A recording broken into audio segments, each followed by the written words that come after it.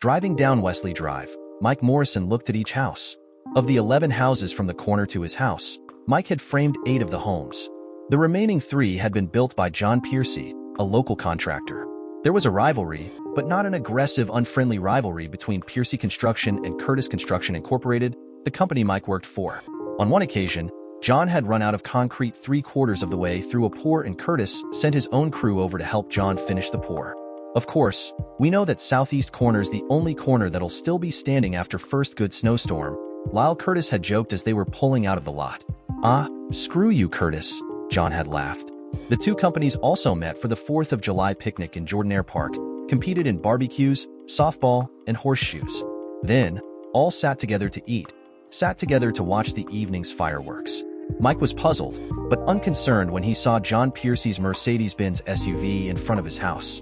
He recognized the SUV because of the plate reading Piercy 1.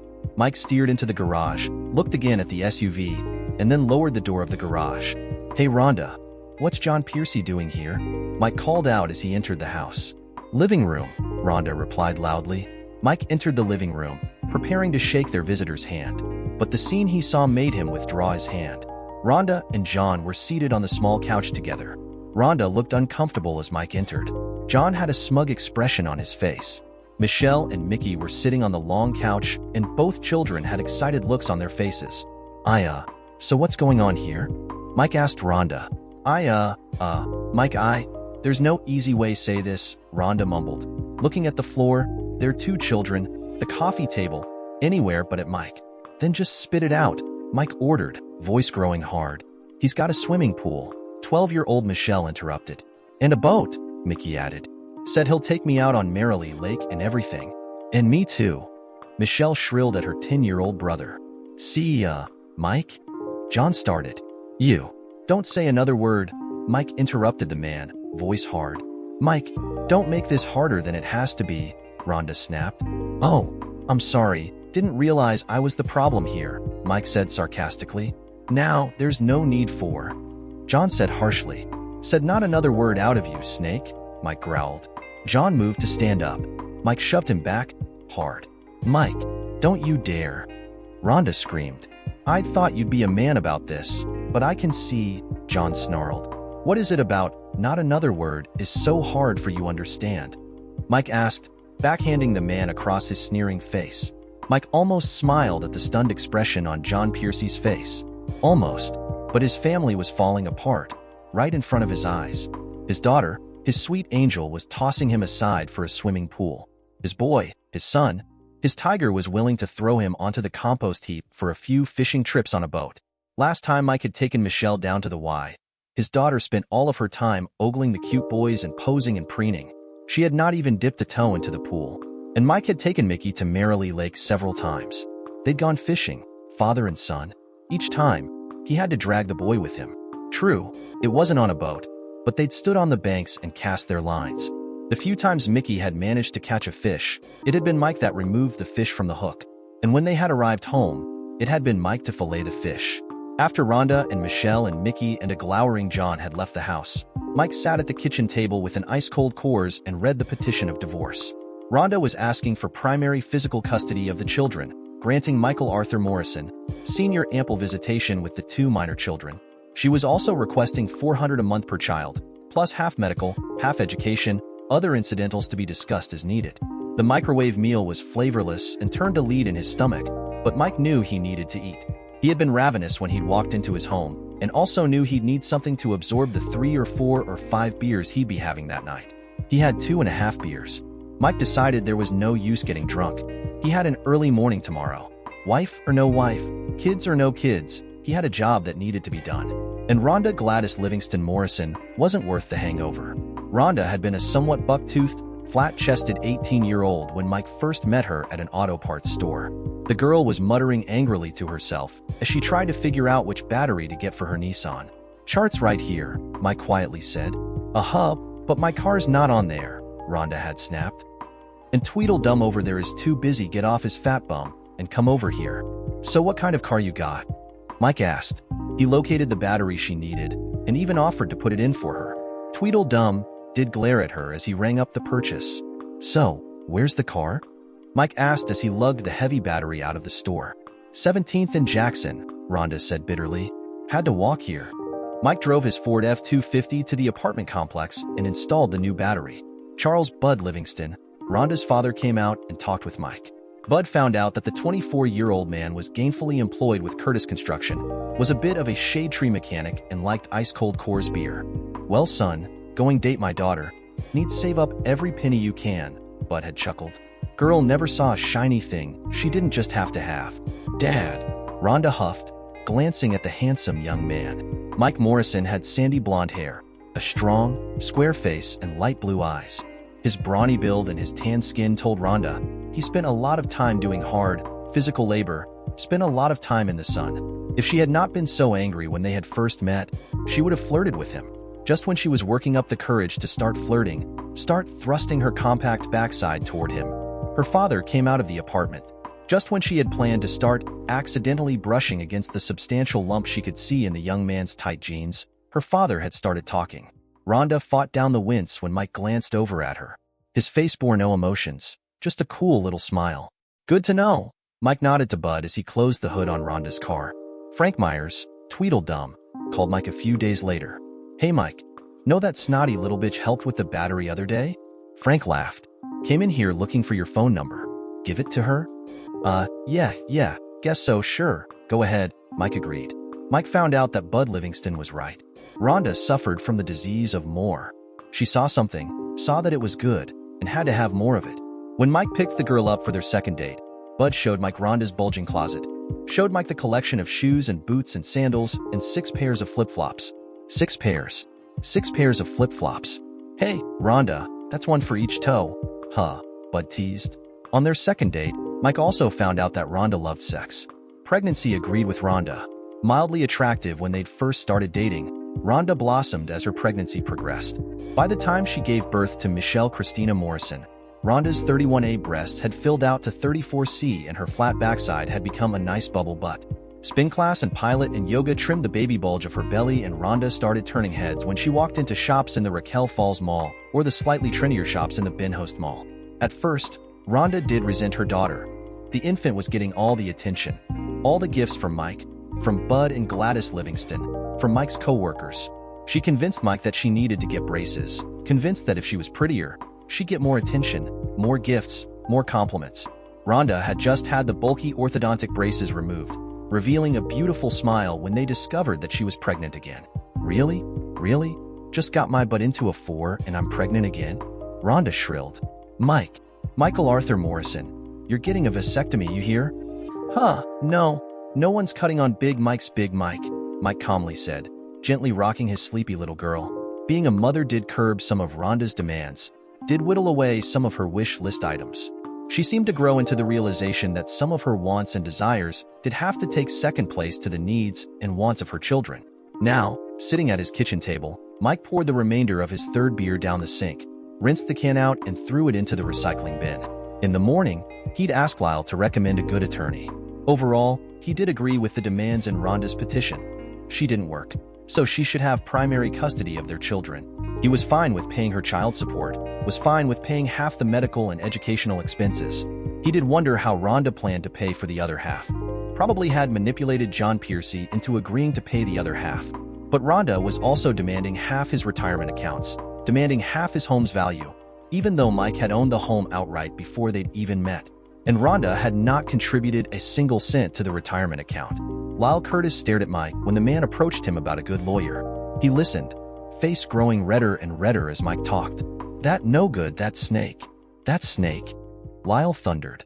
Exactly what I called him, Mike smiled tightly. I thought, dang it, now wish I'd said something, god dog it. Lyle snapped as he dug through his wallet. Said something about. Mike prompted as Lyle read one of the business cards from his wallet. Picnic, seen John hanging around Rhonda. Looked kind of too friendly, Lyle admitted, handing Mike a business card. Here, that's Trenton's daughter. One kept Mary Lynn from getting half the company when she up and left me last, good God. It'd already been 3, heck, it has been 3 years. Huh. Anyway, thought John was hanging around Rhonda a little too much, but then Rhonda did have on that outfit, you know? Mike did remember the outfit. Rhonda had taken a man's button-up shirt and knotted it underneath her 34C breasts, leaving her flat belly bare, showing off her new gold heart navel ring. The cut-off shorts also showed off her sleek tan legs. Barbara Trenton was a harsh-faced woman with a lean, muscular body. She listened to Mike's story, read over the receipts and bank statements, noting all of Rhonda's expenditures as well as her lack of contributions to the household account. She then read over the petition for divorce, made some changes, and faxed the revised documents to Brian White, Rhonda's attorney. "We'll probably have to go into mediation, but I've got to tell you, Mr. Morrison, looking over the amount of money your wife likes to spend, I'm amazed you managed any kind of savings at all," Barbara confided to Mike. "And the fact that she contributed not penny one?" "Yeah, well, all's a good man work for," Mike said. "Uh-huh," Barbara smiled lightly. Barbara's intuition was correct. They did have to go into mediation. Rhonda bitterly contested the revised changes to the petition. She saw the money as hers, saw the house as hers. During the period of time from leaving until the meeting with the mediator, Rhonda also made it difficult for Mike to have any time with his children. Anytime Mike complained, Rhonda would smugly tell him he should have just signed the original petition. Lyle Curtis also did his part during this period. He spoke to anyone that would listen, told them about John Piercy's stealing another man's wife, stealing another man's children. Building supply retailers suddenly refused to extend credit to Piercy Construction, having to pay cash for bags of concrete, pallets of bricks, rebars, 2x4s, 2x6s, CDX boards put a definite dent in John's available funds. But when his bank dragged their feet on fronting some speculation houses in a new subdivision, John was livid. The weekends Mike did have his children, they were moody, sullen, uncommunicative. Michelle and Mickey did tell Mike of the fun toys John and Mom bought for them, the fun places they'd gone to, the fun things they did. "We could be water skiing if we were with Mom and Mr. John," Michelle sneered when Mike suggested going to the Y. "Yeah, Dad," Mickey said. "I even got a boogie board." When John Piercy put in a bid for a new office building in Raquel Falls, the board looked at the proposal, then at the smiling John Piercy. The CEO of the company did not smile. You're living with a woman that you're not married to?" Harley Rittmuller asked. What? What's that got to do with?" John sputtered, the question catching him off guard. "One that's already married?" Leon Weishman asked. "Piercy Construction has been doing quality work for over 20 years, John yelled. "This is a $4 million job, Mr. Piercy," Harley said flatly. $4 million of our dollars," George Schmidt said. "And we're just not comfortable giving $4 million of our dollars to a man has proven to be untrustworthy. So, thank you, but we've decided to go with someone else, Mr. Piercy," Harley concluded. John Piercy was livid when he saw Lyle Curtis and Harley Rittmuller, Leon Weishman and Mike Morrison smiling faces on the evening news. The newscaster spoke of the groundbreaking ceremony that had been held earlier that day. $4 million. For $1 million, John muttered bitterly as the four men laughed as all four attempted, poorly, to all use the symbolic shovel together to dig the first shovel of earth. John's mood went from bad to worse when Ray Mangetti, one of his painters, let him know his paycheck had been returned, NSF. Ray had been with John since his first day in business and now stood, smiling nervously in John's office. Hey, shit happens, Ray said. "Frida, my wife, swears up and down she sent in the payment, find it, still in her purse 2 days later, but hey, I need get paid, A homeowner hired John to do a basement remodel and John found that all of his workers were now working for Curtis, working on the Raquel Falls Fellowship Baptist Church or the Rittmuller office suites. He had no choice but to tell the homeowner he could not do the job. Brian White, the attorney that John had hired for Rhonda, also insisted on being paid. Rhonda went to use one of her credit cards and found that Mike had canceled all of the cards. Bud grudgingly agreed to loan Rhonda the money. "Honestly, think I'll go tell Mike you're sorry, beg him forgive you," Bud grumbled to his daughter. Seem to remember you married him. Promised forsake all others." "Yeah, remember that well. I paid for that wedding." Michael Schiff, the court-appointed mediator, looked at the petition Rhonda had submitted, and the revised petition Mike had submitted, paperwork, looked over the bank statements, looked over the receipts, then listened to both arguments. His face took on a dark cast when Barbara Trenton played the tape of Mike complaining about lack of access to their children and Rhonda's smug reply that if he had signed the original petition he'd have more time with his children. "So, Mrs. Morrison, the children are pawns? Want money? Use the children?" Michael snapped. It's not like that," Brian White said. "But Mrs. Morrison does have expenses. Mr. Morrison also has expenses. And Mr. Morrison has faithfully sent in his child support each month," Michael said. indicating Mike's bank statements. As for Mrs. Morrison's own expenses, might I suggest Mrs. Morrison get a job? Mike's 39th birthday was a month after the hollow victory in the mediation. He called Rhonda on her new cell phone, the cell phone John Piercy was paying for, and requested the children come with him to celebrate. Nothing fancy, just go to Benny's Burger Bar, you know? Mike said, forcing himself to sound cheerful. It still hurt to talk to his wife. Her betrayal was still quite raw. Rhonda had dressed up, had her hair done for the mediation, and had looked good, beautiful. Your dad wants to take you guys to Benny's Burger Bar. It's his birthday, Rhonda snapped. Mike's heart broke when he heard his daughter whine, God, do I have to? Mike? Rhonda said, trying to think of an excuse. But the call had been terminated. Rhonda sighed and hit his number. She left a message when his voicemail picked up. Hey, guest call got dropped. You're probably still talking away, she said, forcing her voice to sound cheerful. Anyway, Michelle already had plans. Mickey does too. Maybe you guys can do something this weekend, huh? Friday afternoon, Rhonda waited for the phone call that Mike was on his way to pick up his children. Michelle was complaining about having to go. She had struck up a friendship with Caitlin Grady, the 13-year-old girl next door, and would rather be with her new friend than with her dorky dad. Mickey was just sullen moody. Whenever Rhonda asked him what was wrong, Mickey's answer was a terse nothing. 5:30 came and went. 6 o'clock ticked by, and still there was no call from Mike. At 6:30, Rhonda called Mike's phone and got the message that the number was no longer in service. Puzzled, she punched the number 3 on her keypad again. Again, she got the message.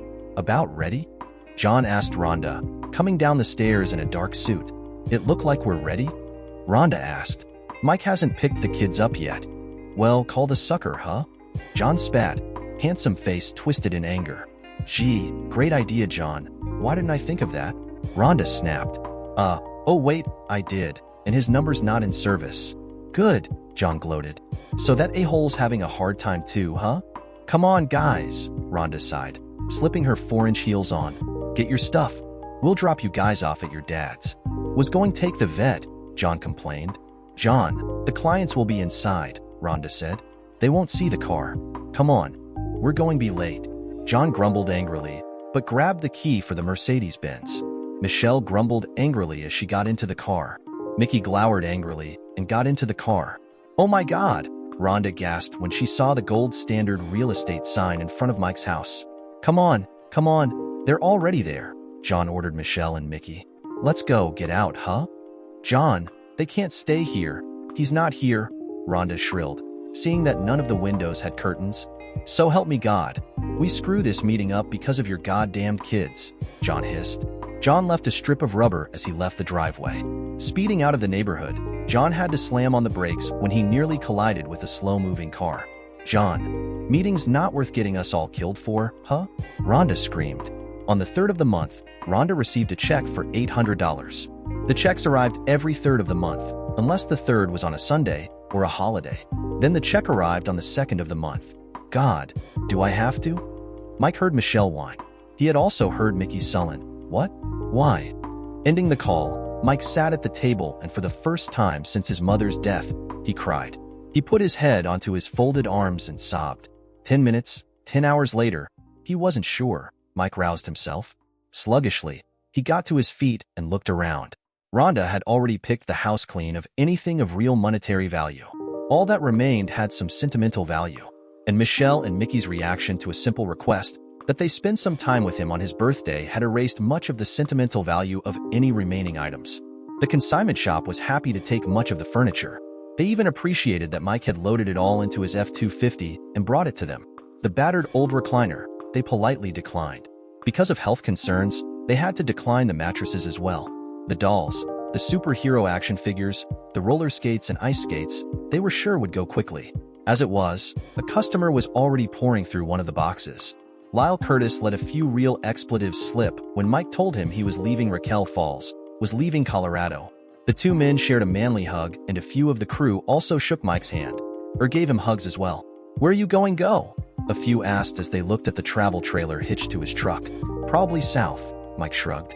I mean, it's still summer now, but man, tired of freezing my boys off in the winter, you know? What? Ain't like you using them anyway, one of the men said, and Mike smiled and shook his head. Barbara Trenton named a reasonable retainer fee and agreed to act as power of attorney in the sale of his home. The Gold Standard real estate agent had been out to the home and had assured Mike she could easily get $130, possibly even $140 for the home, despite the recent housing market collapse.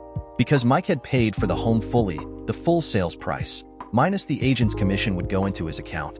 The real estate agent upgraded her thoughts after Lyle Curtis had a crew go to Mike's house and repaint the entire home and put a new carpet throughout the house. "We'll list it for $160, she enthused when Mike answered his cell phone. "Okay," Mike said, having no idea that Lyle had done what he'd done. Mike Morrison picked up the decree of divorce in Oakleaf, Texas. To celebrate, Mike went to Tijuana Jack's, had a half-pound burger, some very spicy fries, and 2 ice-cold draft beers. He even had a $50 lap dance from an innocent-faced redhead with pneumatic breasts. Mike had no trouble finding work. Scanduro Construction called Lyle Curtis. Lyle confirmed that Mike was not only as good as he claimed, he was actually better than he claimed to be. The pay was good, the work was steady, and the crew knew what they were doing. But the nights were long, working from 7 in the morning until 3 in the afternoon. For in the afternoon, if they had a deadline to meet, kept Mike busy. But the moment the boss called the end to the day and everyone else went home, Mike was again reminded that he had no home. He was living in his travel trailer in an RV park. Mike took to remaining after, just to clean up the site. He'd gather all the nails, the scrap boards, sweep up the sawdust, the metal filings. "Mike, day's over," Joe Tonasetti said quietly one afternoon. "Uh-huh," Mike said, sweeping the concrete foundation. "Wife's got her world-famous meatloaf and red gravy. Why you don't come on over?" Joe said, "Thanks, but I think I'll." Mike said, "Man, hurts my feelings. You going say no to Catherine Marie's meatloaf?" Joe said, "Need run on home, take a shower," Mike said after a long moment. "Then do it," Joe ordered. "Reach 1217 Ferguson Drive here?" "Okay," Mike agreed. The home was a fairly large home among other fairly large homes. The neighborhood reminded Mike of the neighborhood in Raquel Falls, Colorado. He again felt the pangs of homesickness as he parked on the curb. Catherine Marie Tonasetti was a French-Canadian. Where Joe was dark and lanky, Catherine Marie was plump and pale. But the two seemed to be in constant contact with one another. They touched hands, they patted one another. Their hips rubbed against one another. Joe sat at the head of the table. Catherine Marie sat to his right. Their oldest child, a 20-year-old daughter, sat to Joe's left. To the left of Antoinette, Tony Tonasetti sat Joey, Joe's 15-year-old son. To Catherine Marie's right sat Cheryl, the 17-year-old daughter. Tony looked almost identical to her mother, but Joey and Cheryl looked a great deal like Joe, except both Joey and Cheryl did pack on a few extra pounds. The meal was a loud, raucous affair. The only sedate moment was when Joe said the prayer. Mike found out that Joey was on the football team of Saints Peter and Paul High School. Cheryl was already a senior at Sacred Ascension and planned to go to the University of Louisiana at DeGard, planning to major in biosynthetic engineering. "Must get it from her mama, Mike." Joe smiled proudly. "Damn sure don't get it from her old man." "Tony, you're mighty quiet," Catherine Marie asked. I'm starting my last year of college." "Education," Tony mumbled, not looking up from her broccoli and cheese. "Comes home from her first day of kindergarten, says, 'I'm going to be a teacher,' and ain't never thought being nothing else," Joe bragged. Mike thought of Michelle. She decided she was going to be an Olympic skier, until she found out they didn't really make a great deal of money and had to train daily. Then she decided she was going to be a doctor, but decided, after a few weeks, that being a doctor was too hard. The last thing Mike remembered Michelle saying she wanted to be was a meteorologist. The weather girl on their local station was a gorgeous, but ditzy young woman. "You don't even know what you're doing. She just reads everything off a computer screen," Michelle claimed. "Need good teachers," Mike agreed. "Remember what it was made you decide you was going to be a teacher?" Miss Davis was so pretty and she was so smart." Tony looked up finally, smiling. "She talked all about the world outside of Texas and—" "There ain't no world outside Texas, Tony," Joe interrupted. "Hate tell you this, but Miss Davis lied. When I asked her how to be a teacher, she told me I had to really want it, and I had do real good in school," Tony said, swatting her father's arm. "Valedictorian at Sacred Ascension. Been on the dean's list every semester," Catherine Marie bragged. "Do you have any kids, Mr. Mike?" Tony asked, fixing Mike with her clear green eyes. Had two," Mike said, losing his smile. "Had?" Joey asked, giggling. "Lost them somewhere?" Tony slapped her brother on the back of his head, hard. "Hey!"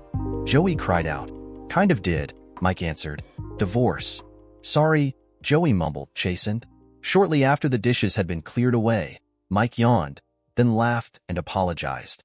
He thanked Catherine Marie for having him at her table, wished Tony, Joey, and Cheryl a good night, then surprised Joe by gripping the man in a powerful hug. "Been a while, Joe," he said. "Been a while since I sat at a kitchen table like that." The next day, Joe gave no indication that Mike had been a guest at his home. He barked orders, he pointed, he yelled, and at 3 o'clock he called an end to the day. Mike stayed behind and cleaned up the area. He was disappointed when Joe didn't come back, didn't order him to join him and his family for another meal. Tijuana Jack's served Mike a juicy burger and an ice-cold draft. On Friday, Joe barked orders, he yelled, he pointed. At 2:30, he handed out paychecks. "Tomorrow night? Catherine Marie's making this stuff? Calls it jambalaya," Joe said after everyone else had scattered. "What time you want me there?" Mike asked. 6, Joe said. "But hey, tonight? Joey's playing. Why you don't come?" Mike sat on hard bleachers and clapped and whistled for Saints Peter and Paul. St. Andrews soundly trounced the home team, but it was an energetic field. Tony sat next to Mike during the game, dressed in cut-off denim shorts, in a Saints Peter and Paul football jersey. She touched him on his hand, his arm, a few times on his thigh. Her chubby leg brushed against his leg often. At 5 o'clock Saturday afternoon, Mike went to Burns & Burns supermarket and bought a nice strawberry shortcake. He then drove around, trying to kill time. Finally, he pulled onto Ferguson Drive and parked in front of the house. "Hey, Mr. Mike," Cheryl smiled when she opened the door. "Dad, Mr. Mike's here. Going make him stand outside?" Joe asked. "Well, no," Cheryl said. "Then move your butt out the way. Let him in," Joe teased his daughter. Catherine Marie accepted the cake, complaining that she didn't need cake. She thanked him again as she placed it into the refrigerator. "But I really don't need it," Catherine Marie said, patting her slight paunch. "Then don't eat it," Joe suggested. "Oh, but that would be so rude. He is our guest, and he brings us a cake and I don't eat it?" Catherine Marie smiled. "Uh-huh," Joe smiled as he hugged her from behind. "Joe, we have a guest," Catherine Marie complained as Joe's hands went underneath her heavy breasts. "Mike, turn around, huh? This won't take but a minute," Joe ordered.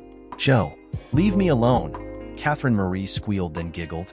"They do that all the time," Tony said, rolling her eyes. "What married people suppose do," Mike smiled. Tony's blush was quite adorable. The 20-year-old turned and left the kitchen. "Where you going?" "Supper's just about ready," Joe called out. "My room," Tony called back. "How about you set the table?" Joe ordered. "Hey, I can do that," Mike said. "What? You are guest," Joe said. "No, first time I was a guest. Second time? I'm a member of the family," Mike said. "Now, which one has the plates?" Tony showed up after Mike opened the cabinet. Together, she and Mike set the table. She then grabbed a handful of knives and forks. Mike quickly folded 6 paper towels into squares, and she put the silverware down onto the napkins.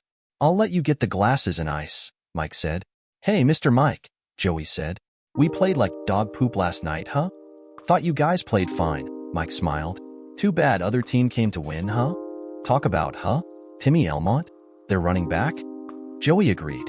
Mike found out that jambalaya, as Catherine Marie made it, was just chopped up pieces of chicken and pork sausage mixed together with rice and simmered in a covered skillet with a can of diced tomatoes and finely chopped onions and bell peppers.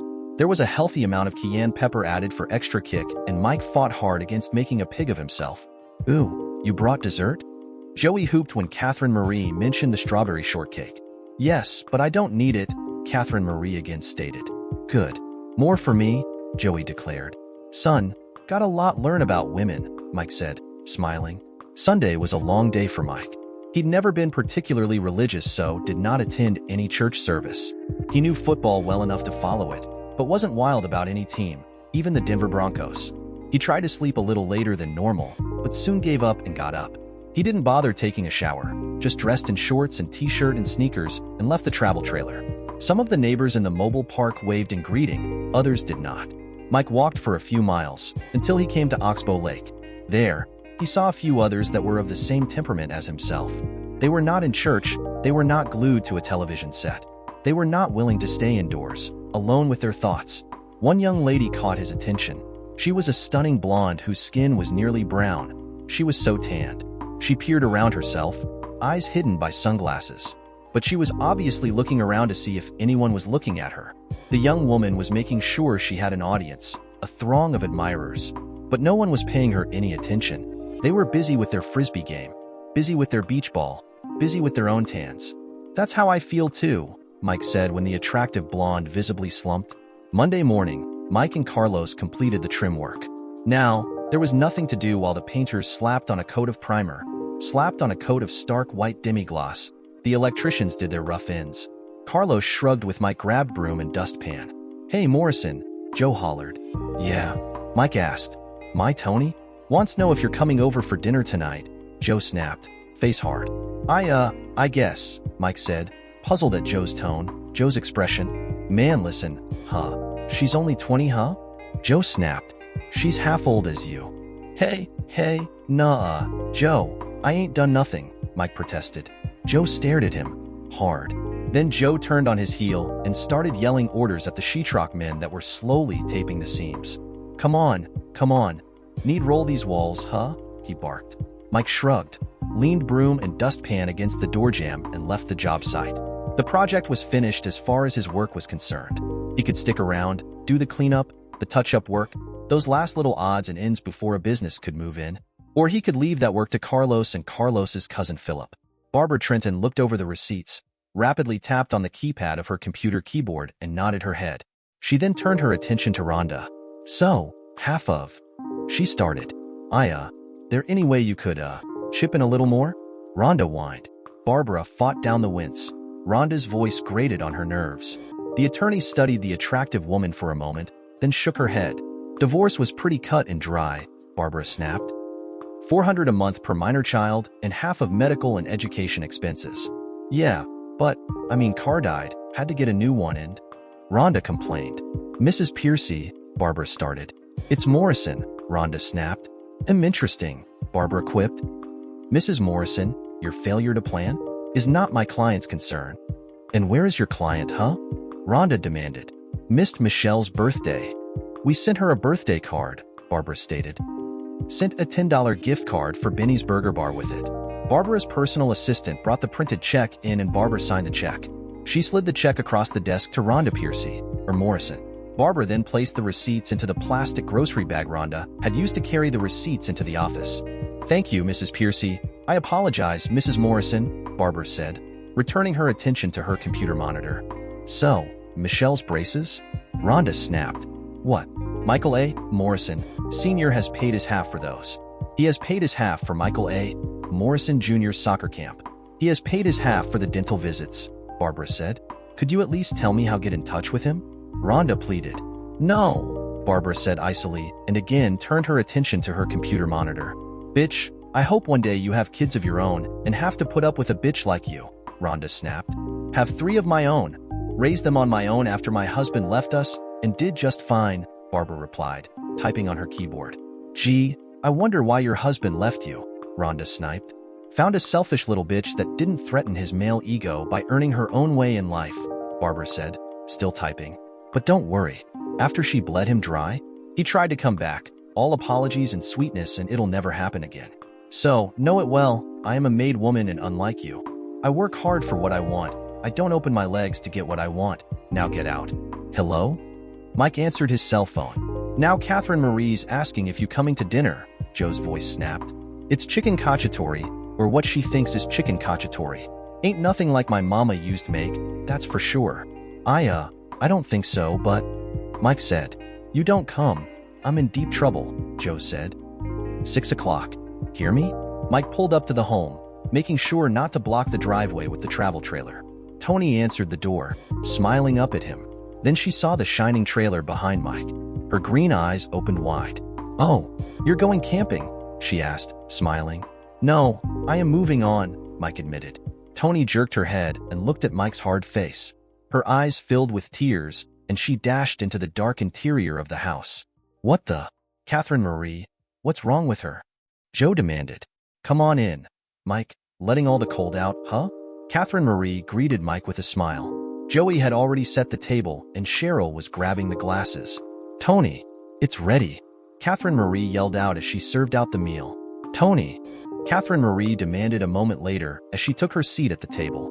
Antoinette Catherine Marie Tonasetti. Catherine Marie yelled as she stood up. She uses your full name? You know you're in trouble, Joey said to Mike. Then don't tell her my full name, Mike joked. I'll go get her, Cheryl offered. Joe, say grace. I'll go get her, Catherine Marie ordered. The four people hesitated. When Joe started eating, then Cheryl, Joey, and Mike started to eat as well. A moment later, two plump, beautiful blonde women came into the kitchen and took their seats. Both women had reddened eyes. So, Mike, why you leaving? Catherine Marie demanded. I mean the job's done, right? Mike stammered as Joe's head jerked up from his plate. We just started rolling it today, Joe said. But my job's done, Mike pointed out. Framing's done. But we fixing start on Great Oak National Bank Monday after next, Joe argued. Michael, please stay, Tony whispered, staring intently at her plate. She swiveled her head. Her green eyes were swimming in tears. She mouthed please at him, then looked at her plate again. 5 years later, Rhonda Morrison looked up and down Roberts Drive. The homes in this section of the Texas town were stunning. 1809, Rhonda muttered, stopping the rental car in front of the red brick home.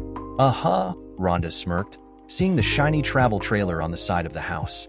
When Mike had bought that monstrosity, she had demanded that he pour a concrete pad for it. She wasn't having dead grass patches or weeds overgrown around something that they'd never ever in a million years actually use. It was perched on a concrete pad next to the large garage. Rhonda looked at the neatly manicured lawn, the lively flowers in the cute wooden wheelbarrow in the center of the yard, the gay flowers along the walkway from driveway to front door. She did smirk at the flowers. Mike had never cared one bit about such things. He had said on more than one occasion that flowers were nothing but desirable weeds. Steeling herself, Rhonda approached the front door and pushed the lighted button. Yes, a disembodied female voice called out. Rhonda looked at the small speaker and saw now that she was on camera. A small lens sat at the top of the metal grill. Hi, I'm Mike. Does Mike Morrison live here? Rhonda said, flustered. And you are? The female voice asked. It wasn't an unfriendly voice. It wasn't a welcoming voice either. Rhonda grew agitated. This wasn't how this had played out in her mind. She had splurged on her travel outfit. The jersey material clung to her 36D breasts. The push-up bra lifted them nicely. The same clinging material did, unfortunately, highlight her paunch, but she was 39 years old. That couldn't be helped.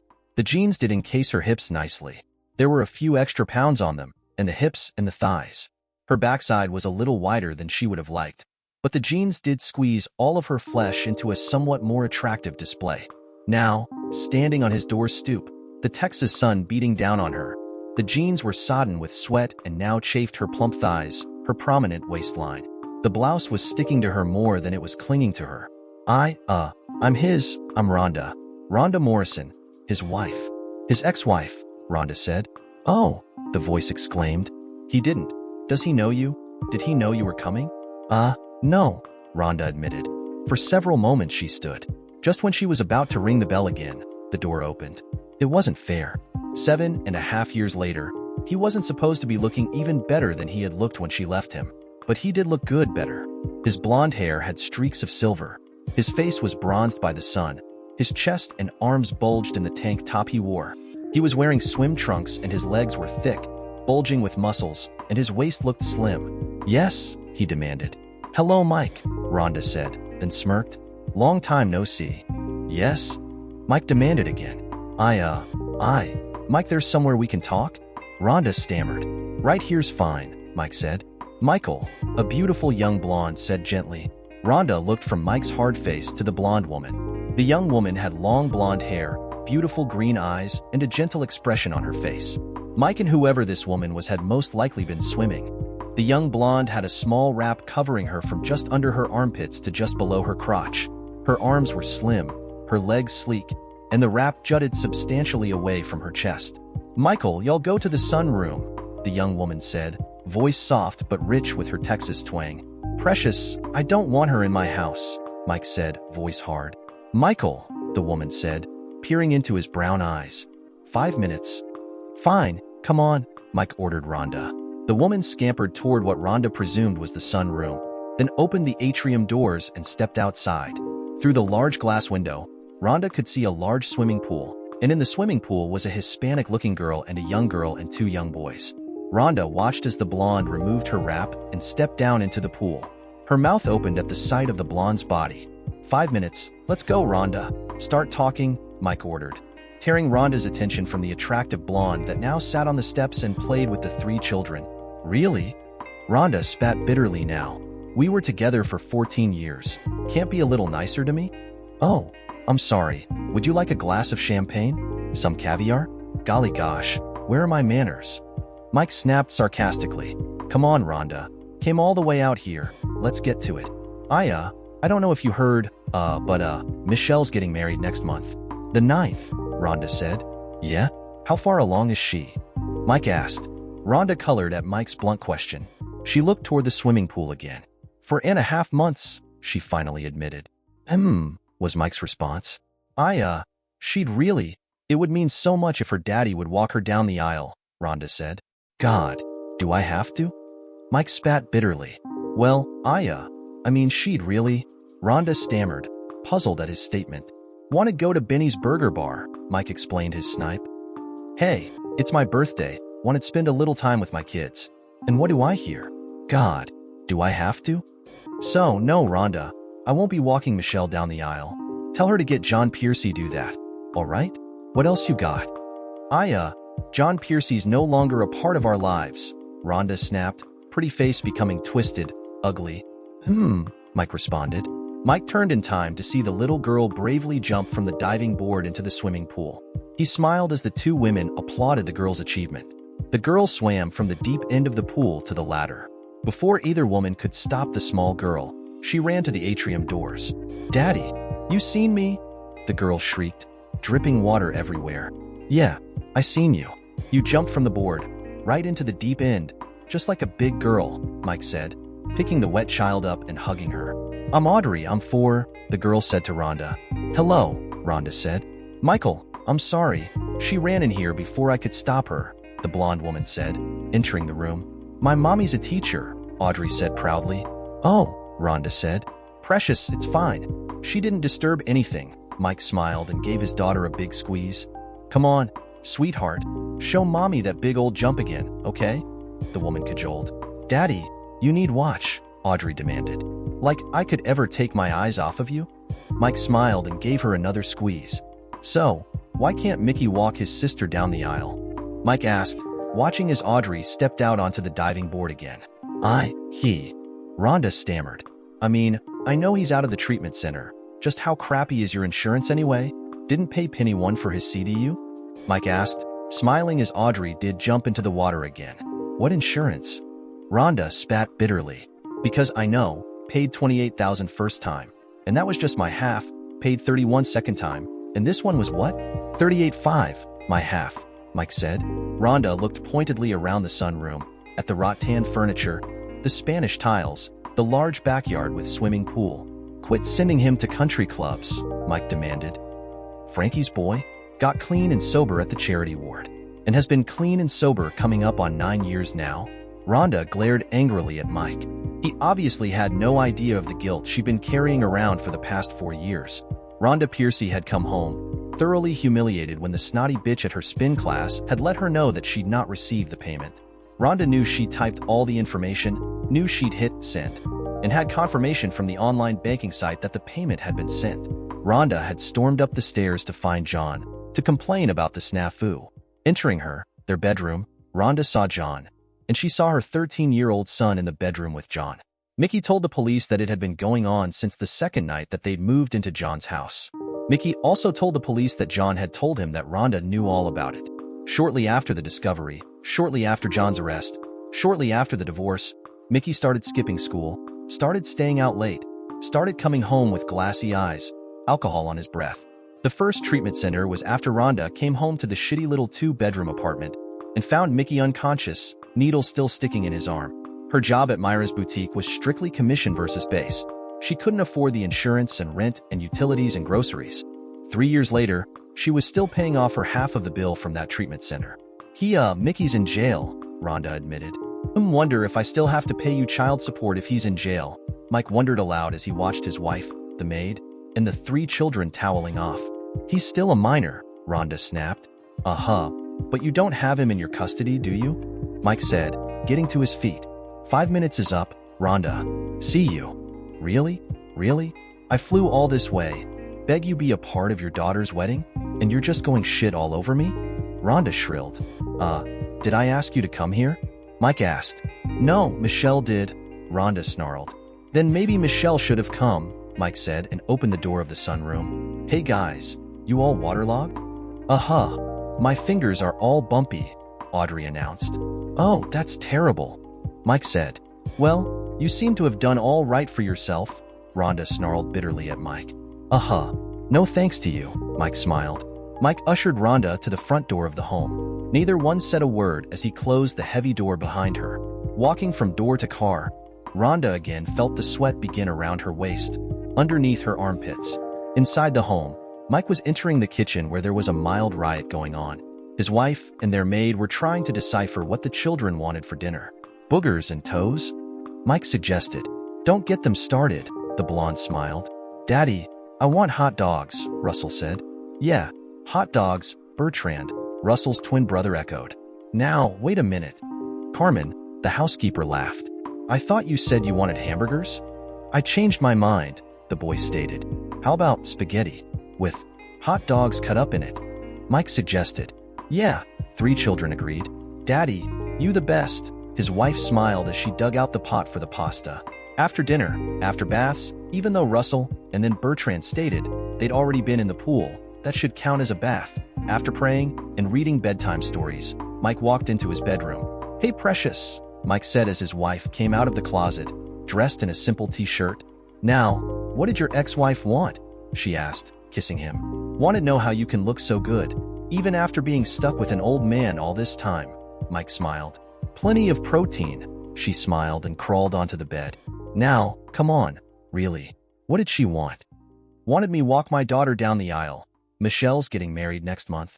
On the 9th, Mike said, following her into the bed. So, we going up to Raquel Falls? She asked, smiling happily. It's snowing up there yet? In August? No, precious, despite what you Southerners might think. Colorado's nowhere near the North Pole. Mike smiled. And no, we're not going. You think you going up there by yourself? That's not happening, she snapped. Not going, Mike said. Michael, your daughter? You're not going walk her. She sputtered. She put her blonde head on his chest. Her fingers gently rubbed his muscled chest. He wrapped his right arm around her. Baby, I know what happened. I know it hurt, but, she whispered. She picked her head up, her green eyes searching his eyes. He moved to kiss her, but she backed up. Mike remembered the first time he had seen her. She had been a beautiful girl then. 6, almost 7 years later, she was still beautiful. He and Tony had gone on a few dates. The girl was beautiful and her body was pleasingly plump. She was intelligent, thoughtful, exuberant, and fun. He cared for her very much, but there simply was no spark, no real chemistry. The sex was terrific, exhausting. Tony loved it all. But again, there was no real connection, other than 2 lonely people using each other. Thankfully, it had been Tony to bring up the painful truth. Michael, she said as they walked around Kennedy Park, along Oxbow Lake. He asked, watching a woman with one of those ankle-biter dogs. The woman had a nice, tight-looking backside.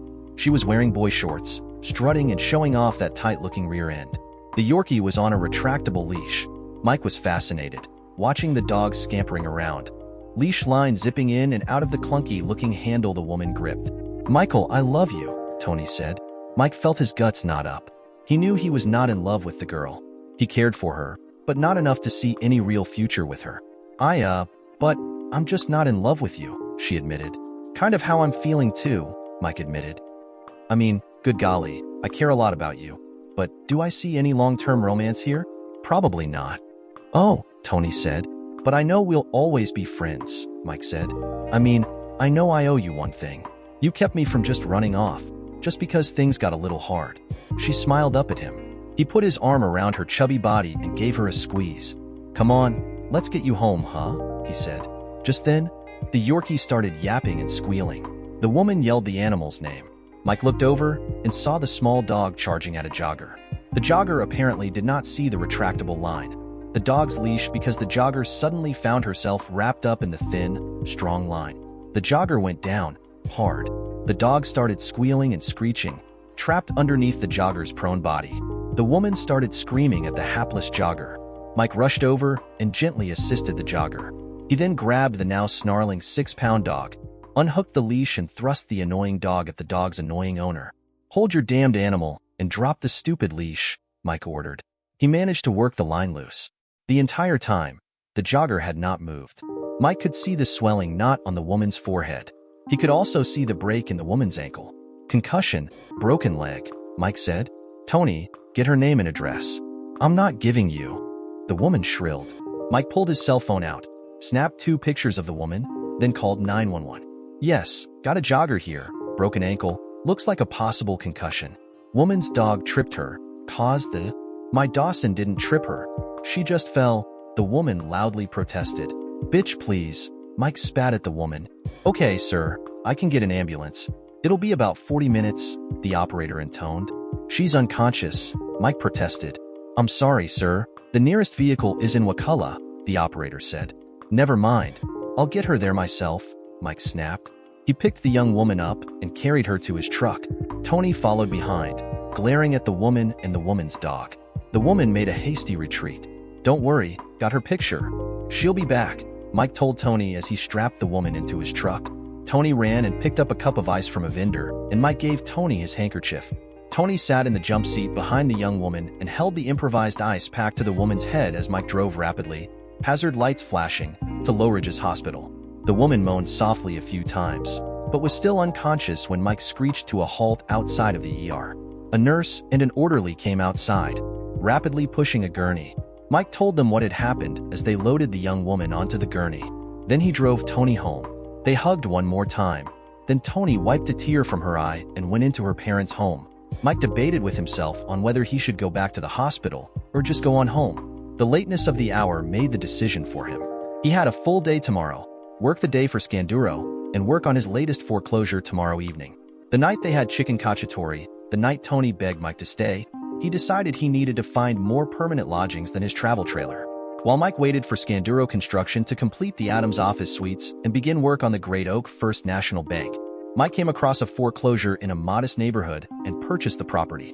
The owners had left food to rot, had smeared feces on the walls, had broken all the windows and dumped dry concrete into the toilets. Mike did much of the work himself, using his position with Scanduros to get the materials at a good price. While he was working on that home, the home next door was also seized. Mike bought that home as well. Then 2 homes on Roberts Drive, a gated community, also went into foreclosure. The owners had overextended their credit, had used their homes as collateral. The collapsing market had caught them unaware. Mike was able to unload 3 of the 4 properties at a reasonable return. He decided he would move into the 4th home, 1809, Roberts Drive. He worked for Scanduro Construction during the day, Morrison Renovation and Reconstruction in the evenings, and on the weekends. His latest project was inside of the same gated community, on Simpson Way. The story was the same. The owner had overextended themselves on a speculation that did not pan out and had lost the home. The man's final act had been to hang himself in the home. That had been the man's trophy wife's first indication that anything was wrong in her idyllic life. Nora Sanford first emptied her husband's wall safe, grabbing all of her jewelry. She made sure she also had the keys to the 3 safe deposit boxes. Then she called 911 to report Jack's suicide. In the morning, the moment Jack Sanford's bank opened, Nora emptied the 3 safe deposit boxes and disappeared. The bank had been slow to seize all other assets, but seize them they did. The house was the last piece of the estate, and Mike picked it up at a 1/5 of the estimated value. The only thing he really needed to do was change the carpet and the paint. Either Jack, or more likely Nora, had very loud, very gaudy taste in color schemes, color combinations. The electric blue carpet and the magenta carpet were first to be yanked out. It took 3 coats of kilts to cover the gold enamel paint on the bathroom walls. But after Joe called an end to the work day, Mike found himself driving out to Low Ridge instead of to the Simpson Way property. He parked and entered the hospital, then realized he did not even know the young woman's name. A nurse typed into a keyboard, looked at Mike, looked at his driver's license, then looked again. "Far way to drive, huh?" she asked. "Oh, only been in Oakleaf a few months," Mike admitted. "I'll see if she's up for a visitor," the nurse said and walked briskly away. A few moments later, the nurse returned, smiling widely. She directed Mike to the 4th floor, the south wing. "Left when you get out the elevator," she instructed. They cut up my shoe, get it off, was the first thing the woman said when Mike entered the room. Guess none of them figured out how to untie a knot? When I brought you in, that was the first thing I asked them, Mike smiled, looking into her clear green eyes. They weren't sure, but they thought there might be a doctor knew how to a knot. Tell me what happened. I'm just jogging along. Then, nothing, the woman said. Woman had one of them ankle biters on one of those goofy zip line leashes, Mike said, taking a chair. You came along and frou-frou, or snookums, or whatever the little bitch's name is charged you. You got all tangled up and down you went. Looking at the blonde as they chatted, Mike couldn't help but get the feeling he had seen her before. He even mentioned that to her. She studied his face for a long moment, then shook her head. I was going Connolly, she offered. Oh yeah? What you studying? He asked. Education. Want to be a teacher, she said. Maybe that's where I know you. Did pick Tony up there a few times? Mike shrugged. By the way, you got a name, she asked. Huh? Oh, Mike. Mike Morrison, he said. Precious Cruz, she said. Yeah, I know, I don't look Mexican. So, Precious, anyone you need to call? He asked, and her beautiful face clouded over. No, she stammered, looking away. Mother? Father? He pressed. Mom died last, ovarian cancer, she said. Dad said you ain't my kid. Either screw or get out, Precious said. Oh, Mike said. He looked at his watch and decided he only had another 2 hours of sunlight left to work in. He told Precious he'd be back and stood. She smiled sadly and lowered her bed again. Even in the shapeless hospital gown, when she lay back, Mike could see her amazing body, and he remembered where he had seen her before. Oxbow Lake, he said. Huh? Precious asked, pausing the bed's momentum. That's where I've seen you before. On the beach at Oxbow Lake, Mike explained. Precious immediately moved to make sure her gown's hem was covering her crotch. She blushed hotly. No, you were there, sunbathing, Mike said.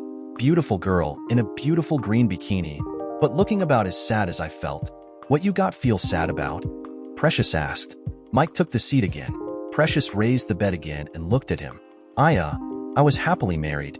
Had 2 kids, boy and girl. Wanted to name him Russell, after my old man God. My old man was the greatest. You hear? Mike said. Either that or Bertrand. That was my mom's dad. Give him a piece of wood? He'd take out his pocket knife, and in minutes, you had a car, or a frog, or a boat. So, what did you name him? Precious asked softly, taking his hand into hers. Rhonda, that was my wife. Rhonda decided on Mike Jr. called him Mickey, Mike said. That's a good name, Precious smiled. I like that name. Yeah, it's a pretty good name. I mean, I was named after my dad's brother. Died in Nam, Mike agreed. And your little girl? Precious asked. Audrey, Mike said. Oh, I love that name. Precious enthused. Oh, yeah, it was my mom's name, Audrey Nicole McAllister Morrison, Mike said. But once again, Rhonda decided on something else. Michelle Christina Morrison. Said it was cute. Michael and Michelle? You see them a lot? She asked. Been a few months now, Mike admitted.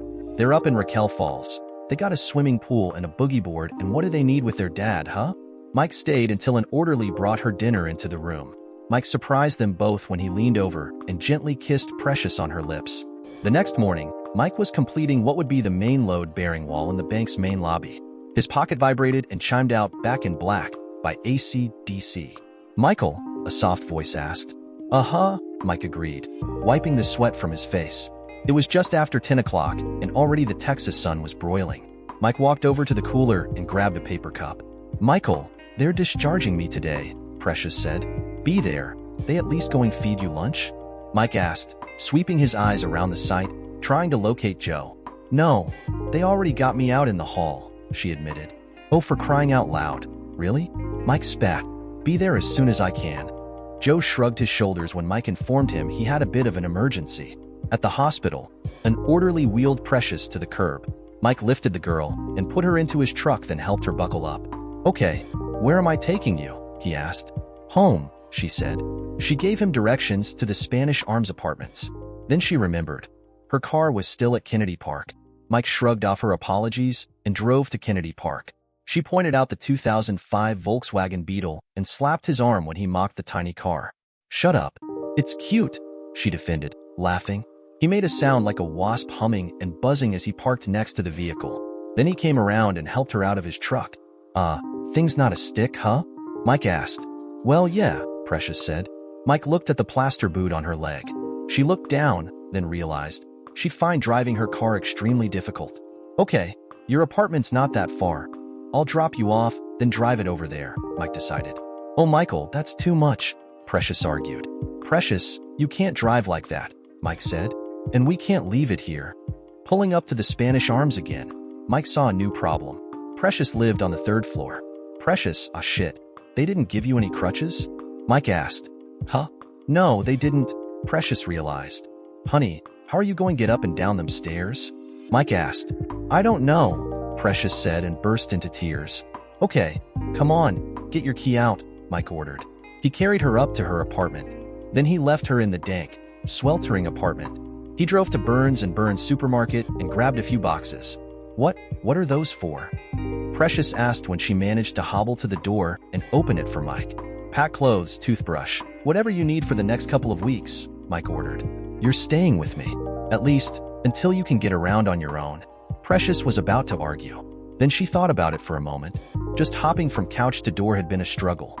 How was she going to hop from couch, or bed to door, out the door, and down to the ground floor of her apartment building?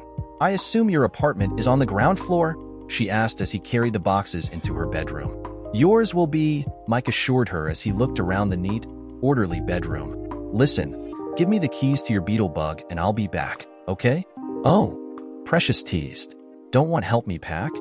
No, I've seen enough of women's drawers last me a lifetime, Mike smiled.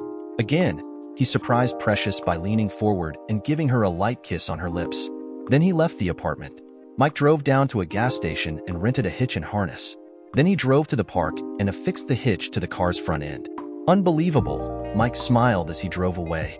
The truck acted like it felt nothing. The truck pulled the small car as if it wasn't even there. Okay, think I'm ready, Precious said. Okay, Mike said and hefted her into his arms. He carried her down to the truck. Then he trotted back up the stairs and got the boxes. All right, anything else? He asked her before he picked her up to put her into his truck. Nope, she smiled, then surprised him with a kiss directly on his lips. Thank you, Michael. Thank you, Mike smiled and jogged back upstairs to make sure he locked her apartment securely. So, said my apartment's on the ground? How many apart? Precious asked. Yeah, well, your bedroom is. It's a 3-story house, but other than to paint it, change the carpets? I've not been on the 3rd floor, Mike said as he turned onto Roberts Drive. O.M.G. I come through here at Christmas time, Precious said, looking around the affluent neighborhood. Christmas? Mike asked. Yeah, a lot of these houses, they really go all out with all the lights and stuff, Precious explained. Like Clark Griswold? Mike asked. Who? Precious asked. Griswold? Christmas Vacation? Mike asked. She shook her head, then goggled when he pulled up to his house. She was still trying to peer up into the 3rd-story windows, craning her head way back when he helped her down from the truck. 5 windows up there. You need something in each window, Precious said. Mike asked as he closed the truck door. When you do your Christmas lights, need something in each window, Precious said, holding out her arms, ready for him to pick her up again. He jogged and unlocked, then opened the door of the house. Then he ran back and scooped her up. Carrying me across the threshold, she quipped. Precious, when I carry you across the threshold, I would hope you at least would have on a nice dress, definitely better shoes, Mike smiled. Huh? What's wrong with fiberglass?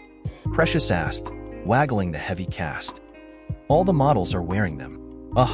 Puts the UGG in ugly, Mike declared and put her onto the couch. Ooh, love this couch, Precious said. This where I'm staying? No, I'll carry you to the bedroom after I get your stuff in, Mike said. Mike made quick work of lugging her boxes into the house.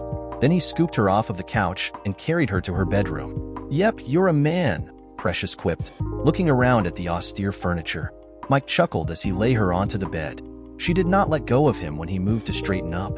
Thank you, Michael, she said softly and kissed him on his lips. Welcome, Mike said. Oh, you don't need the potty, huh? It's right across the hall here. Mind reader? Or are my eyes starting to turn yellow? Precious said. Mike scooped her up again and carried her to the small, simple bathroom. She smiled as he sat her on the commode, then quickly exited the room and firmly shut the door. Holler when you're done, he yelled through the door. Mike located several more pillows throughout his house and lugged an old tube television into the room. He then cooked her a can of soup and used an old, slightly rusted cookie sheet as a tray for her. He then drove to a rental and rented some aluminum crutches for Precious. This began 5 weeks of cohabitation. The first few mornings, Precious lightly complained about being awakened before sunrise for their breakfast. The third morning, Mike found Precious waiting, wide awake, arms outstretched, waiting for him to carry her to the kitchen.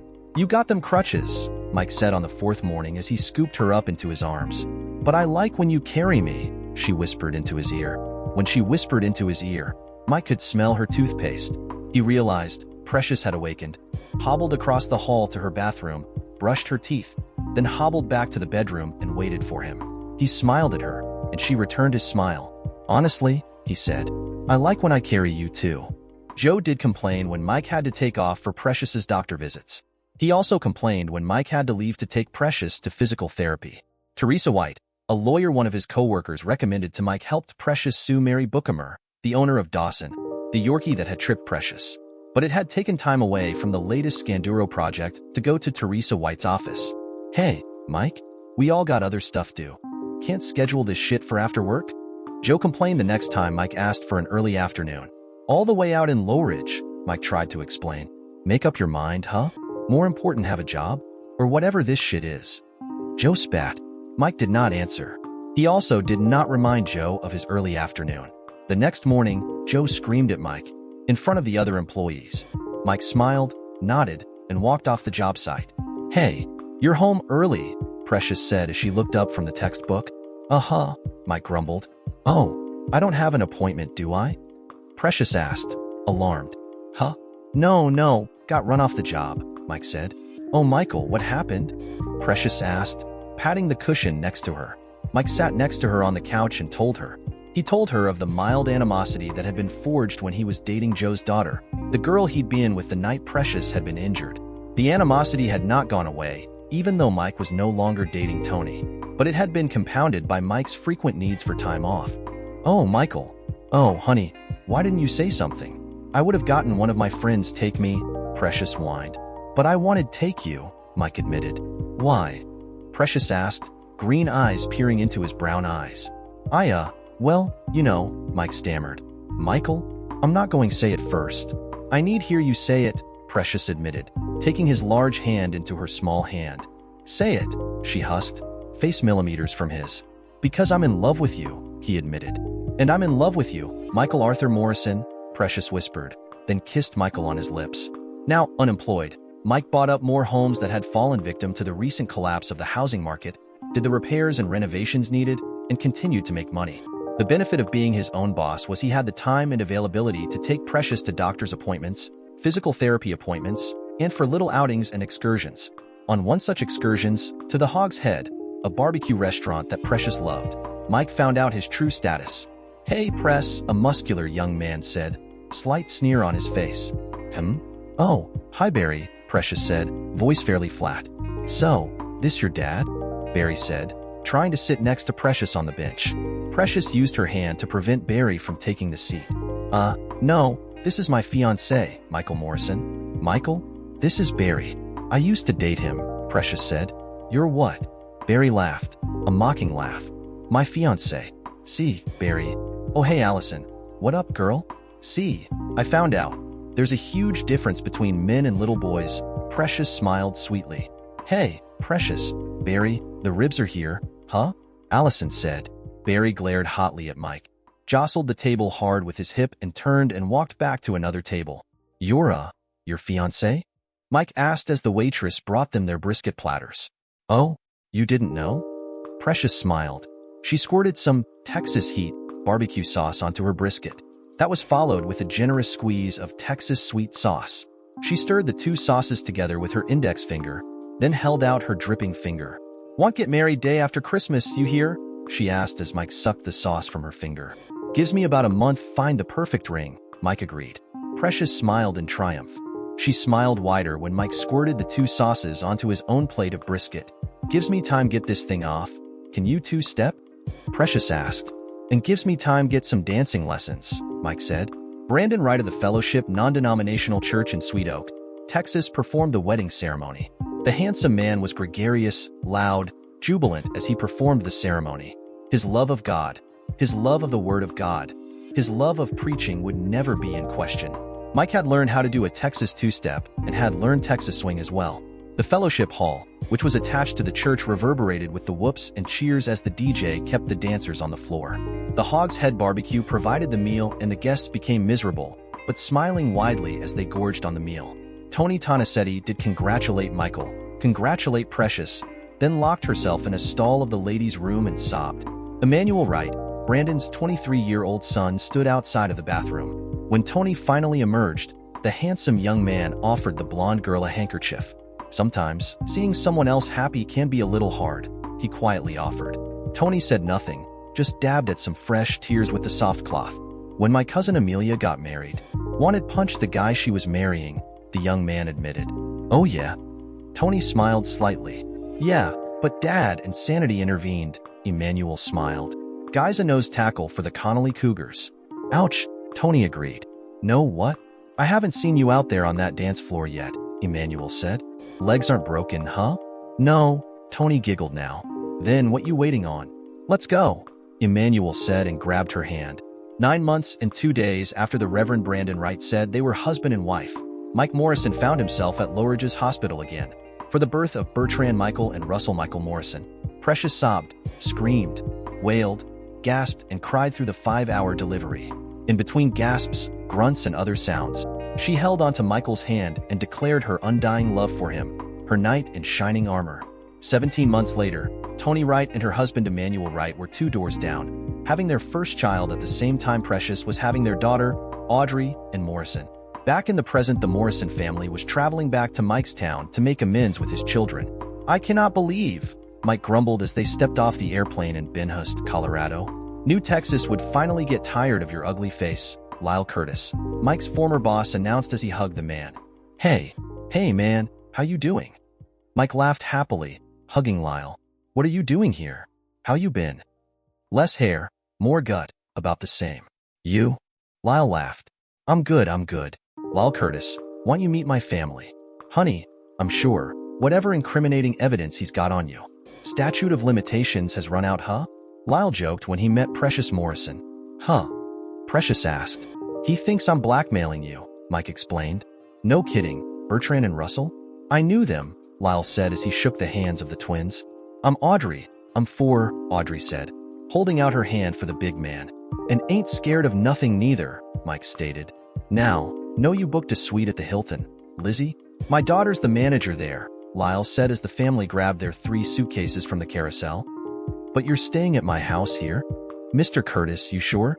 Precious asked. Mr. Curtis? Mr. Curtis? Lyle asked.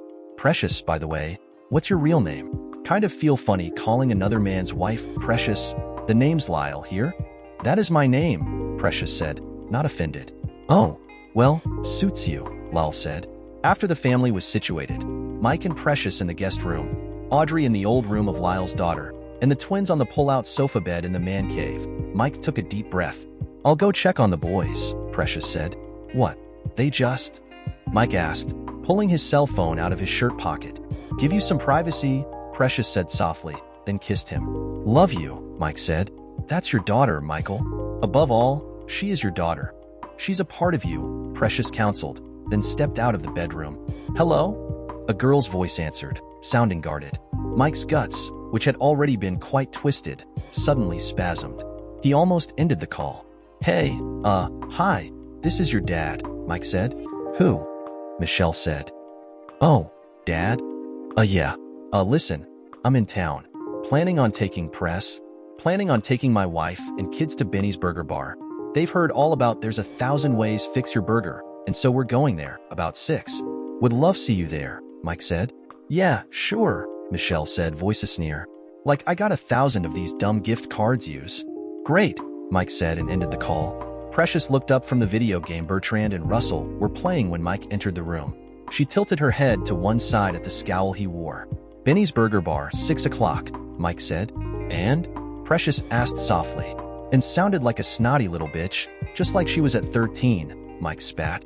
You know, whenever I expect get the red bum, I'm rarely disappointed, Precious said. My second graders?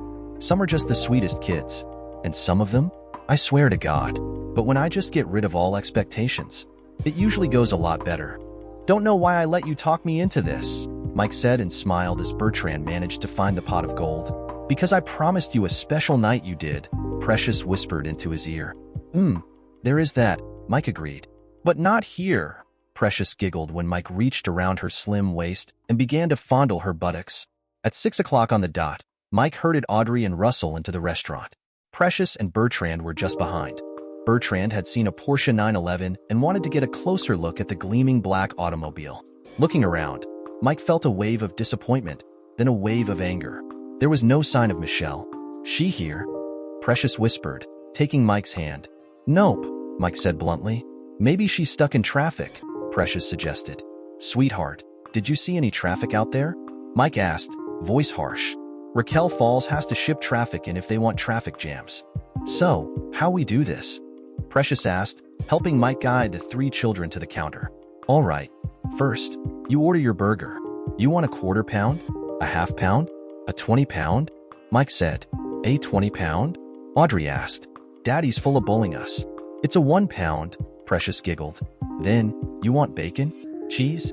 Bacon and cheese? No bacon, no cheese, Mike continued.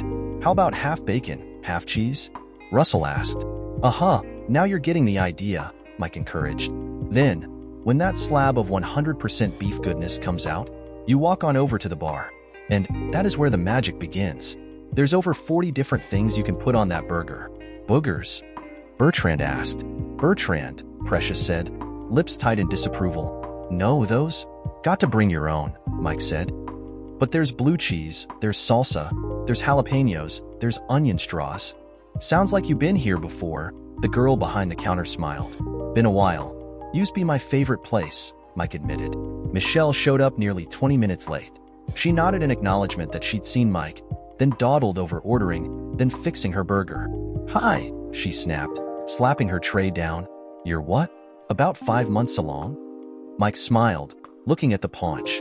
Aha, Michelle said and stuffed a mouthful of burger. I'm 2 months along, Precious said, trying to establish a connection with the surly girl. That's nice, Michelle said. So Dad, come on. You wanted this meeting. Let's go. Mother says you're getting married this Saturday, Mike said, fighting hard against slapping his impertinent daughter across her sullen face. Yeah, heard you said, who cares too, Michelle agreed. Anyway, came to see you get married. Wanted you meet your brothers and your sister, Mike said. Fine, Michelle said, taking a big gulp of soda. I'm Precious, Precious offered. I'm sure you are, Michelle smirked. That is her name, Mike said, teeth clenched. Precious Morrison. This little cutie here is Audrey. I'm 4, Audrey announced. And the big guy there is Bertrand, and the big guy next to him is Russell, Mike said. Guys, this is your big sister Michelle. Hi, Bertrand said. I'm 4, Audrey said again. Hi, Russell said. So, just thought you'd come back and I'd be all like, oh, hi. So great see you again. Don't worry about shitting all over me, huh? Michelle snarled. No, thought you'd be all like, hey, sorry I was a selfish, self-centered, stuck-up little bitch thought my shit didn't stink. Acted like spending a few minutes with my dad who busted his but for me was a real imposition, but I've done a little growing up since then. But I guess we're both sorely disappointed, huh? Mike spat. Daddy said shit, Audrey whispered to her mother. I know, I heard him, Precious said. Precious pinched Audrey's nose. And, heard you say it too, just a minute ago, Precious admonished. Nah, Audrey denied. I was just telling on Daddy. Well, don't bother, Daddy, Michelle spat, shoving her tray, causing her drink to spill. Don't bother coming to my wedding. I don't want you there. No problem, Mike shrugged, grabbing the tray before the soda spilled onto any of his children. We'll drop your present off at your mother's house, Precious offered as Michelle stomped out of the restaurant. Whatever, bitch, Michelle sneered and shoved the door open. She said. Audrey started. And you say it and you'll get a spanking here? Precious warned. So, what did y'all think of Benny's Burger Bar? Precious asked as the 5 of them left the restaurant. Next time, I'm going to put a whole lot more pickles on mine, Bertrand enthused. And barbecue sauce. Russell agreed. Mike smiled at their enthusiasm. He and Precious smiled over the roof of Lyle's daughter's minivan as they slid the doors open. After dropping Precious and children off at Scooters for ice cream, Mike drove to the address Barbara Trenton, his attorney, had provided. He checked the address again when he pulled up to the dilapidated apartment complex. Yo, can't be parking there. That's my boy's spot. Know what I'm saying? A boy, probably 15 or 16 years old, said. Sign says visitors. Telling me your boy's name is Visitors? Mike snapped, taking the wrapped package off of the passenger seat. Now, if you was to let me hold 5, the boy suggested. Ain't going happen, and pull your pants up, kid, Mike said. Mike kept an eye on Lizzie's minivan as he knocked on Rhonda's door. He winced. It sounded like his fist was about to go through the door. What? Who's there, huh? Rhonda's voice sounded harsh. What you want? It's Mike, Mike called out, still watching the van. Here to drop off Michelle's wedding present. Yeah, heard meeting went great, Rhonda smirked, yanking open the door. Where's Barbie? Who? Mike asked, thrusting the package at Rhonda. Your little Texas wife, Rhonda sneered.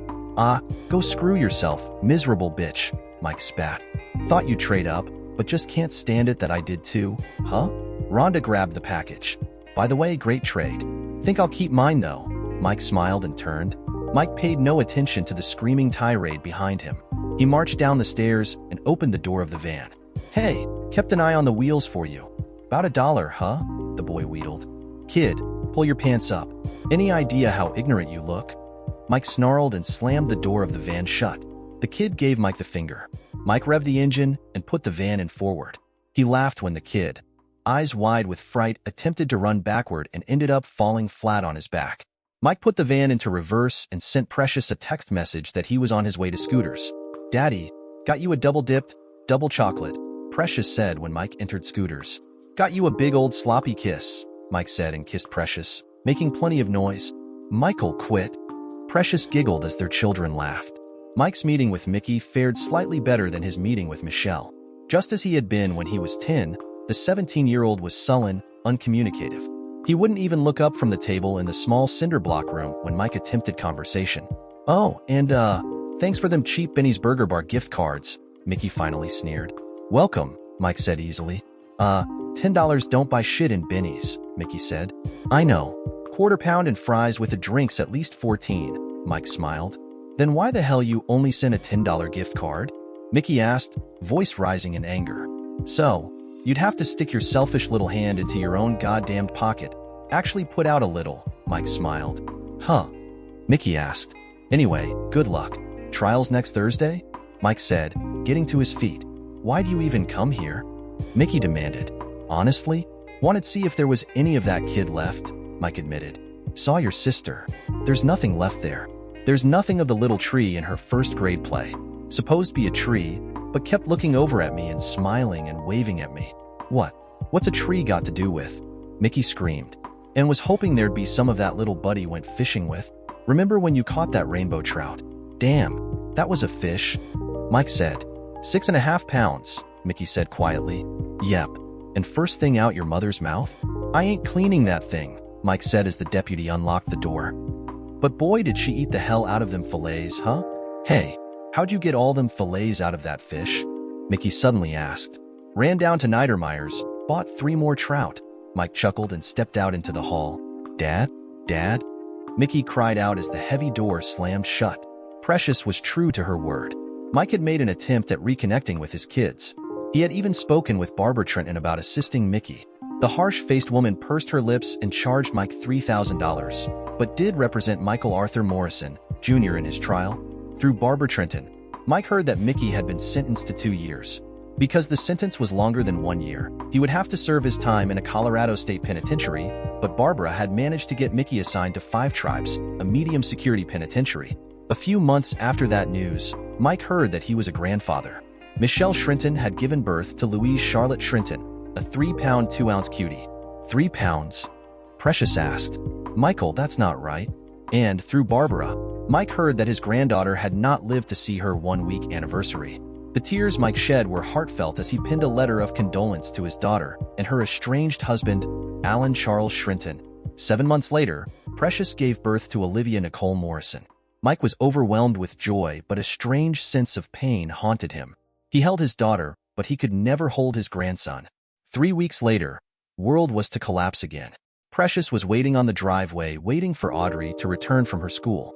As the school bus came to a halt and Precious walked towards the bus, a man driving his pickup truck at high speed struck Precious and later rammed on a nearby house. Audrey saw the whole ordeal. 3 hours later, Precious was put on life support at the nearby hospital. Mike was not crying. He was just stunned.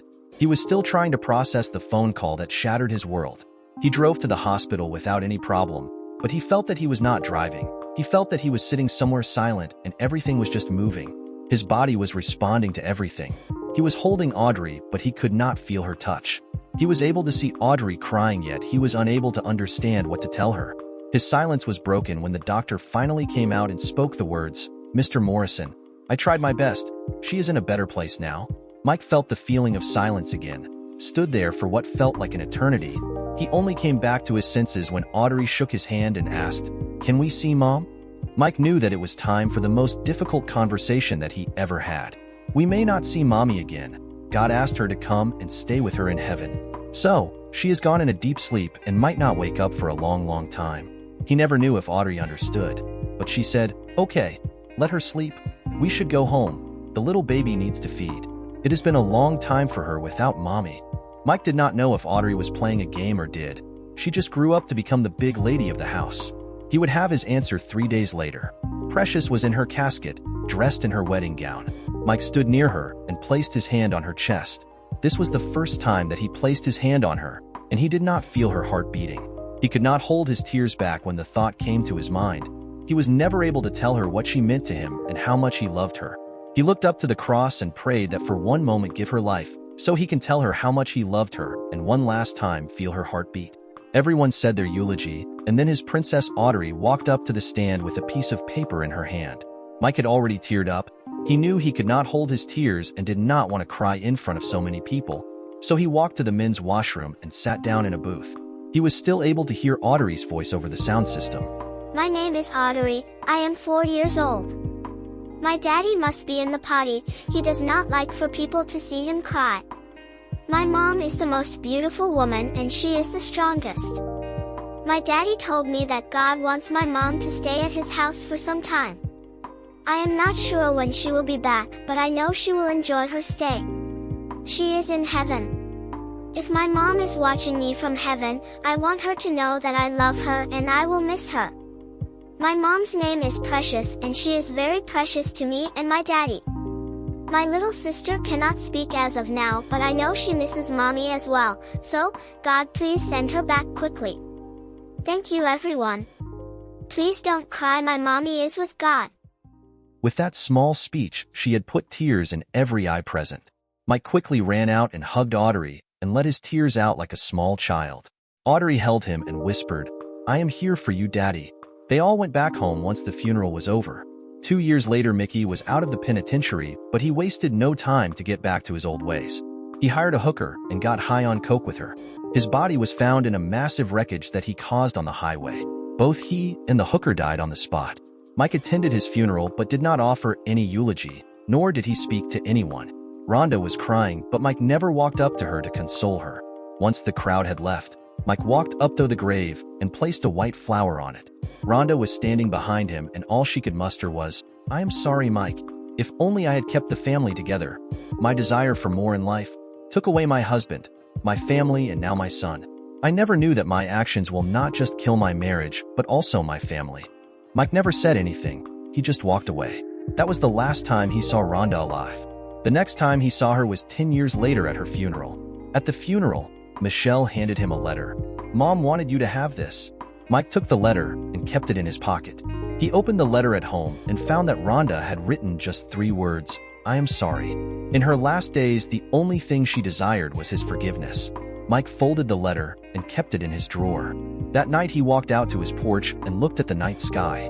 It was lit up by stars. He was lost in his thoughts when his daughter walked in behind him. "I saw the letter. Did I not teach you not to read personal letters?" "Well, I forgot, but all she wanted was for you to forgive her. She is not among us anymore, so your hate is not going to impact her. You have started to talk like your mother." Mike said, "I can't help it. Must be in the genes, I guess. I did forgive her, just don't know if she will ever know it. I forgave her when I married your mom. I just never told her, now I cannot tell her." You don't need to tell her, just tell yourself. Mike slept well that night. He still thought, how could a 14-year-old talk like adults? 23 years later, he was sleeping again. But this time he was sleeping forever. Audrey once again walked up to the stand to offer her eulogy. My name is Audrey. The last time I was here, I was 4 years old. It was my mom's funeral. That day, my daddy told me that my mom was with God and one day she will meet me. What he never told me that the wait will be very long and it will be an entire lifetime. Today, my daddy beat me to it. He is finally with the one he loved. When mom died, everyone used to talk how he would become an alcoholic and wreck his life, but he loved her more than anyone could imagine. He did not mourn her, he lived her. Just to let everyone know how much he loved her, he never married again. He never dated anyone. For him, his kids were his only life. He was both my father and my mother. He was the one who taught me how to tell me the difference between birds and bees. He was the one who went with me shopping for my prom dress. He was the one who taught me how to cook, how to fish, and above all, how to be a good human. He made sure all his kids were educated, and he made sure that all of us have a good life. There aren't enough words to describe his kindness and his love. In my final words, I hope he finds his precious in heaven. And Daddy, if you are watching, I have all my brothers and sisters here, and please know that we love you. Mike was laid to rest just beside Precious. That day, all his kids stood together near the graves of two people who loved each other, finally concluding their story of lost love to finally together forever. Dear listeners, please share your thoughts in the comments section below, and don't forget to like, share, and subscribe.